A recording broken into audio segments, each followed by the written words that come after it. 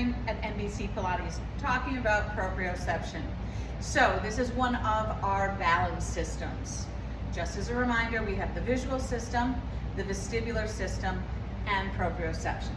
Proprioception is our brain's understanding of where all our body parts, all of them, even your little pinky toe, are in space, okay? It's the brain's mapping system, okay? So your brain has a general idea and map of where it thinks your body is. And when you move, it's moving those parts accordingly as they think they are. So sometimes the brain doesn't have it quite right. It hasn't quite mapped your bits and bobs where they should be. Doesn't quite understand. So using proprioceptive cues can help movement feel better, be better, and be more integrated. Can get you closer to using the joints and muscles that you want to use versus using the first choice that the brain makes based off of where it thinks your body is, how it's mapped your body. So let me give you 3 examples here. So the first one I'm going to do is just a simple push-off drill. So, I'll face you. So I'm going to come into a split stance. I have one foot forward of the other, and I'm going to push off my back foot, come forward and back. I feel like my feet are a little too close, so I'm going to make an adjustment there, and we're going to do that again. Right, this is kind of taking a step, stepping back. So part of our gait cycle, part of walking. Right, so I've done this a few times. What I want you to do now is we're going to explore 3 different proprioceptive cues. So the first one, take a breath, make an L, that's thumb, forefinger, and place it between your pointer on your chin, thumb on your sternum. Now, I just want to say one thing. When you do this, don't try to fit this in. Relax, place it there, wherever it is. Now, I don't want to change the distance between my fingers or feel more pressure at my pointer or my thumb, right? I want those 2 fingers to move together as I come forward and back. And we're just going to do this 3 times. Now you might have noticed a difference in my movement. I just kind of think, okay, how'd that feel? Did it feel better, same, or worse? Next, I'm going to make that same L, but I'm going to make it in the other hand, and I'm going to find a rib. I'm sorry, that was a hip, and this is a rib. So a rib and a hip. And it could be your middle finger. I have a long torso, so I'm going to use my middle finger and my thumb. And then we're going to do the same thing. I'm not going to change the distance between my fingers. I'm going to notice any increased pressure at either finger to notice if am I pushing my hip forward first? Am I moving my ribs first? Good. And you may notice a difference there. I do. With both examples so far, I've noticed a difference. Okay, that was 3. Lastly, I'm going to switch hands, it's just easier. I'm going to make that same L. I'm going to go belly button towards pubic bone. And on 3 times, I'm going to do the same movement. And I'm going to notice the same things.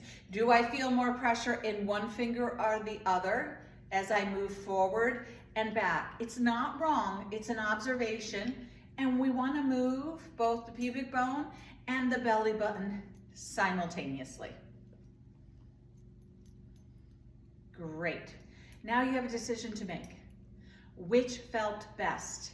Which made the movement feel easier where you're working, but it's more integrated? Which just where you liked it better? That's going to be your cue of where you want to go back. Although I thought I liked this better, in the end, I liked belly button to pubic bone. So I'm going to go 3,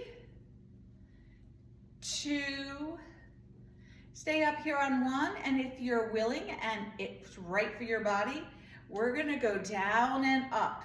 So not quite a full lunge, but a little split stance, and we're making sure that we move both fingers down and up without changing the distance. This is hard work. And come back up and rest. Okay, so that's a split stance push-off movement that you can test with that. The next movement I want to do is a squat. So let's test these same proprioceptive cues. There's many more. I'll explain that at the end. But let's just do 3 squats. Again, I'm going to go a little bit to the side. 3, 2, 1. I'm going to make my L. I'm going to go chin to sternum. 3, 2, 1. I'm going to make my L. I'm going to go rib to hip. 3, 2, 1. Take this L, belly button to pubic bone. 3, 2, 1.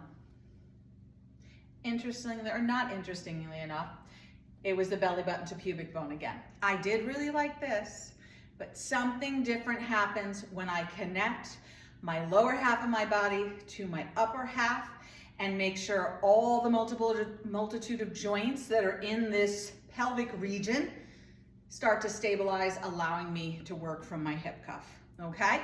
So I'm gonna go back and I'm gonna go belly button to pubic bone, and I'm gonna go 3, 2, 1. Great. All right, last movement. I'm just gonna grab a ball, but you can use a weight. And I wanna do this movement seated. So I forgot to bring a weight into the screen. So I'm using a ball, but we're gonna do a bicep curl, and we're gonna do one side only. So if I sit comfortably with my arm hanging by my side, you could also do this standing if you want to, or in that split stance, which would make it a little more interesting. But for our purposes, I just want you to give me 3 bicep curls. Good. Then from there, we're gonna use these 3 same cues. 3, 2, 1. Relax. Breathe. Make sure you're breathing. Let's make our L. 3, 2, 1. And then let's find belly button to pubic bone. 3, 2, 1. Choose your favorite. Again, I actually thought it was going to be the head until I did belly button to pubic bone. So 3 more with your favorite. And of course, you can move on to any arm series you want. You can use this doing any kind of multitude of movements. I just chose 3 things that I thought people do on a regular basis that we could use to demonstrate. So here's the news. All we're doing is helping our brain to better understand where we are in space. None of the options you used are bad.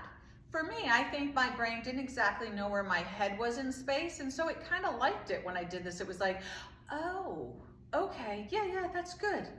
Quiet down, everybody. Let's allow the neck to stabilize. You're all good. Sometimes I felt this was good because I think I might have been moving a little bit from my rib or my hip more than somewhere else. So it was good communication.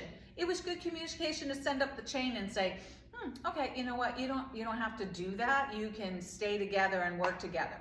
But ultimately for me, the belly button to pubic bone was my secret sauce because I think I have a little bit of lumbar stuff going on this morning. I could feel it when I got out of bed this morning, so it makes perfect sense to me.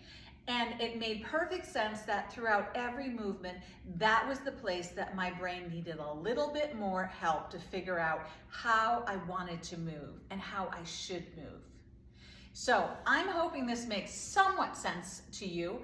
Of course, I will be having other videos come up on that will talk more about proprioception, also about the vestibular system, also about the visual system, and how to use it in movement. So join me, watch me, let me know what you think, and let me know what questions you have, okay? Have a great day. I look forward to hearing from you.